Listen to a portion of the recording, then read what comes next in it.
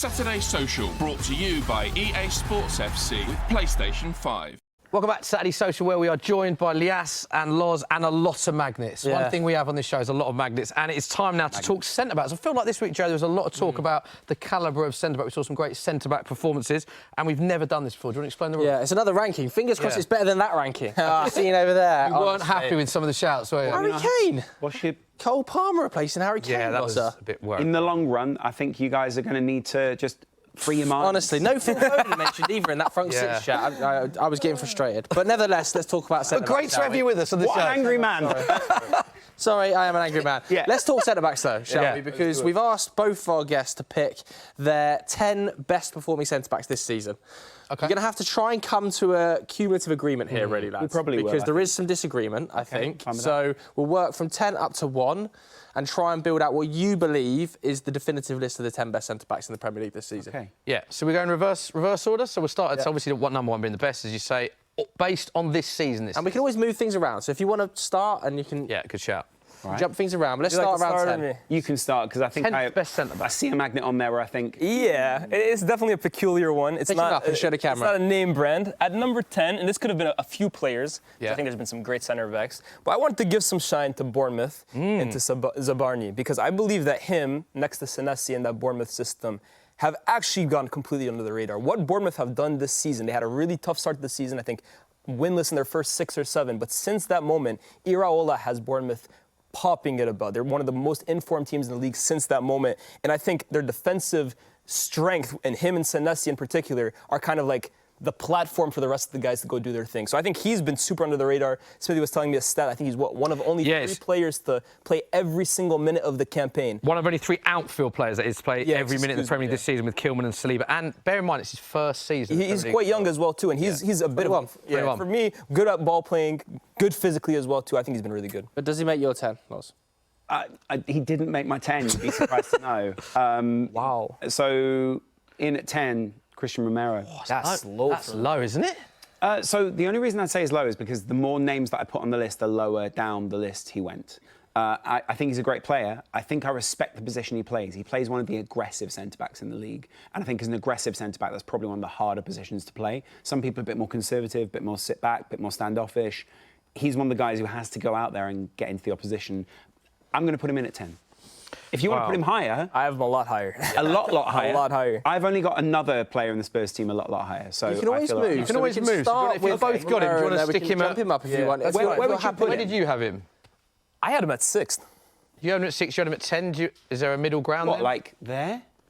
We can move these around. We can move it around. You can just start placing. Okay, so we'll put Romero at 8 then. Is that Romero at 8. I guess. And then we can come back to... We'll come back to it. Maybe we dip into 9s. And then... But sorry, is anyone going to say he makes it on the board? Do you want to force him in there? I just wanted to give him some shine. OK, fair enough. Sure. Let's look at the other players then at the bottom end of the top 10. Yeah. OK, I'm going to go for this guy. He was not on my list. The underlying numbers in terms of Everton are insane. Their actual numbers are pretty good defensively for these guys. Really good. Yeah. Conceded the 4th least goals in the league, I think. And that, I think, especially for a side that, you know, really they're empowering the rest of the players to go forward and score goals. They're just not doing that right now. So I don't think he should suffer because a part of the pitch that isn't his is suffering. Do you think he's been the best Everton centre-back? Because I know you've got a player. Do you want to mention him now? Let's talk about him now while we're in Everton. I think Branthwaite, honestly, when you're talking about the biggest prospects at this position, not just in the Premier League, but even in the world, what he offers with his physical frame, his recovery pace, very underrated on the ball as well, too. He's been revolutionary for that Everton side. And I think he's, for me, the standout guy in that Everton back line. He's obviously getting called up to England as well recently. I think it's him. I'm happy to see because I think one of the two had to be in. Okay. Yeah, I'd agree. I think one of the two. I think, bearing in mind for Branthwaite, he only had 6 Premier League starts prior to this season, and he's had a breakthrough season. Got himself in the England squad as well. Do we edge with Branthwaite? Do you want to start with him at 10, maybe? We can always move Jared up, move him around. I don't mind that. I think he's got to be in there. Just got to be in there, isn't he? Give him his flowers. Yeah. Tarkowski's might even be a great Premier League player. That's your Zabarnyi pick. There you go. Fair enough. Yeah. So in at 9, I might go. I'm going to have to move up a level then, right? Yeah. You've gone rogue here, Loz. I think this is a rogue shout. Sorry, Mickey van der Ven. That is outrageous if he's that low at 9. Surely you're joking here. No, I'm just saying. I think you guys have been good defensively, but I don't think you've been as solid as some of the other picks that we've had this season. I do agree with that. But okay, so I had Van de Ven 7, I had Romero 6, right next to each other. you? Well, do you want to do that then? We could do that. Look, I completely agree with you in terms of the defensive record for Spurs. It hasn't been the best. But I think at times as well, too, we have to separate individuals from the system that they're playing in. In Spurs, the way that they play, it's high risk, high reward football. They play a high line. There's a lot for the centre-backs to do. 100%. They concede a lot of very good chances, but I think it's more so on the way that Ange deploys his team rather than those two. And I think that these two are cleaning up a lot of the mess that Bissouma is leaving behind, that the flying fullbacks going forward are leaving behind. So I think it is a bit harsh. I understand the defensive record, Everton. I think that's really low. Van de Ven. Yeah, Where would you put it? I would have had him close to my 5, well into my top 5, maybe. Yeah, but here's the thing for me, I don't think he's better than 2 Romero. places. I don't think Van de Ven is a better defender than Romero. I think, look, sometimes... your list. He's had a better season, though. He's had a better season. I'm not sure if he has. He's been immense. I'm not sure if he has had a better season than Romero. I think Van de Ven at times is used... His first season in the Premier League. He's been brilliant. But I think Van de Ven, just like a lot of new signings as well, too, is sometimes used as a cane to kind of hit the guy next to him because he is the new signing and because Romero also has sometimes a bad...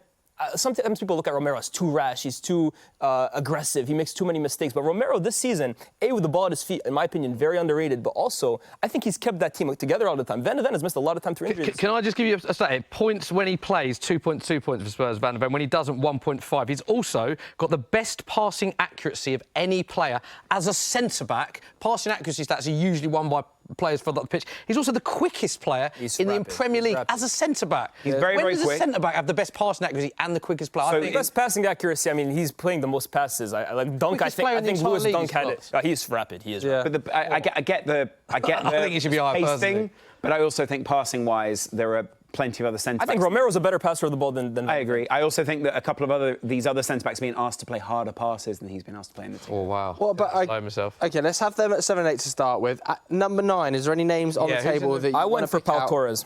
I don't mind that. Okay. I don't mind that. Again, new signing for Villa. When you talk about ball-playing centre-backs, he's premier. Like, he's one of the best in the league, in my opinion, in that regard. And he's had a few different partners. He has missed some time as well, too, but he's always the ball-playing one, the silky one, the smooth one, the good operator from the back. So I think he's been really big for Villa this year. The one thing I think about Pau Torres as well is being asked to cover like a player that's such a leader in that team. Tyrone Mings picking up such a serious injury at the start of the season. Pau Torres having to come in and cover that position, new to the league, in a new system. And how Villa have been able to adapt to him at the back, I think, is testament to how good he's been. Only 35 million as well, so decent fee for But has he been the best Villa centre-back? Well, I see Ezri Konsa on the board, and I think Konsa's been, again, amazing. But he also has played a lot of right back. Yeah, he's split his minutes, I think, pretty much exactly 50-50. Does that come into the equation if he hasn't played all the games at centre-back? For me, that's what separated him and Pau Torres. I think if you can adapt a centre-back to go to that other position, that's why I think I appreciated him more, or vice versa. Has he not had a better season than Pau Torres? I feel like Ezri Konsa has been one of Villa's most outstanding players. I'd agree with that. For me, the only reason I left him out was because he's played right back, but I wouldn't mind putting him at I think we can allow him. I think we can allow him. What do you think, Loz, out of the two? Well, he was my pick for much, much higher, so yeah, I'm very happy with Where that. did you have him, Loz? Konsa or Torres? Konsa. You'll see that in just a second. Okay. Okay. I did that. Oh, wow. You had it at 4. Look, I mean, again... Joe's disgusted, by the way. I saw If Joe's it wasn't for the right back predicament for me, he would have been high in my list as well, too. I think his adaptability and the fact that the Premier League has this need for players to be able to shift around, that made it more of an argument for me that he can do these things. And I think he still played 15 games at centre-half. Yeah, no, he's been great. And look, I also don't want to attack Tyrone Mings because I think he's been a great servant for Villa. But I also do think the last few years, he was kind of holding Tyrone Mings' hand at times. And I think he was getting a lot of flack for the other. This season, I think, has kind of been his breakthrough. I think he's one of the most underrated in the league. Do you want him at 4, though? You put him at 4 is high. 4 is high. I would probably put him You at 6. think he's had a better season than Van de Ven? Do you think he's better than Van de Ven? No, me personally, I would have had him at 9. But I see a guy on this list that I know Laws is going to put a little higher that I didn't have. So would you do that? And then... I would have Konsa below both of them.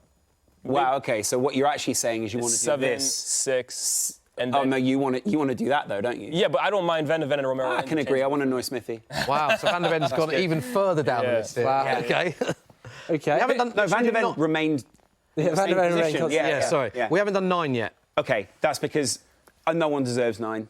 Just no one deserves Can I be honest? Put Pau Torres in there. You want to put for Pau now, Torres as a holder. Yeah, because I see a guy that you've picked and I didn't pick him, and it's a shame actually because I believe it's John Stones. I think John Stones, when fit, is actually City's best center back in my opinion, and I think he's one of the most underrated in the world. But John Stones has started 11 games for Manchester City this season. Yeah, is that a factor when doing this? Yeah, look, I asked production before this happened. We're specifically talking about this season. 11 games starting for any player in the league. That's not enough of a body of work for me to realistically. He asked the whole of production. Yeah, I asked everyone. Can I just say production? Yeah, everyone. Even the camera people. Shout out Bobby. Can I just say, I see what Smithy's doing. What? See what Smithy's doing. Look how smart Smithy is. Here, watch this. Right? Bam. Bam.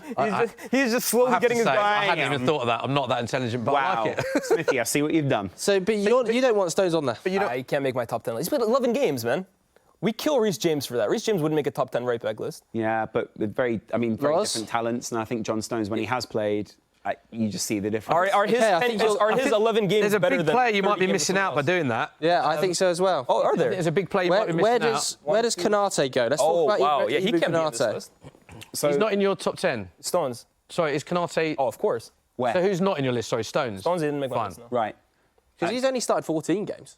Konate. Yeah, but each one of them. That's a howler for me. He's only started for 14. 14 games. But he's also he's come on a sub 19 appearances. Yeah, I think there's. That's not great either, though, 14. It's not fantastic, but when he does play, then he's one of the best centre backs in the world, in my humble opinion. 5 more appearances than John Stones. Yes, but that's almost 4 on my part. I can't lie. almost 50% more. So is there only room for one of them? Is that what you're... Yeah, I would put Konate. Gotta be this guy. Yeah, I think Konate. I had him at 5th. I had him at 4th. Where did I have him? I actually have him 6th. But So are you going to drop him back down? Cristiano Romero goes A back lot to of movement, 7th. yeah. Konate goes into 5. Would you rather do that?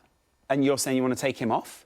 I was going to have Konate above both of them, but that 14 starts, it's just fun. I didn't know he only started 14 games. Whoops. I'm going to do 14 starts for Ibu Konate in the Premier League. So hang on. 14 appearances, 11 starts. Konate is in my list. There's no question about it for me. Are you putting Stones and Konate in? No, I would take Stones off. But Wow, okay, but then, okay, so is that 7th position basically for someone who hasn't played a lot of games but has been very good? I guess so. It's been better than him. Well, let's go to so there's 4 positions. There's Top 4 is going to get... 7 magnets left, and there's 4 positions.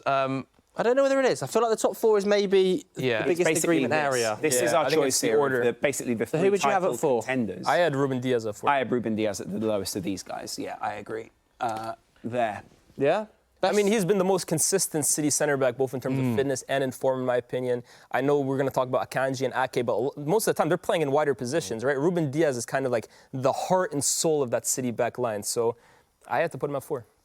I can't disagree with that. Got to be in the list, Ruben Diaz, isn't he? I mean, Yeah. last season, best centre-back in the league. I mean, 4 This season, feels... though, Smithy. I know it's this season, quite right, but Yeah. I mean, Ruben Diaz is He's got still some one of tough- the yeah, best centre-backs in the Premier While League. we're on the topic of City, I mean, no Manu Akanji?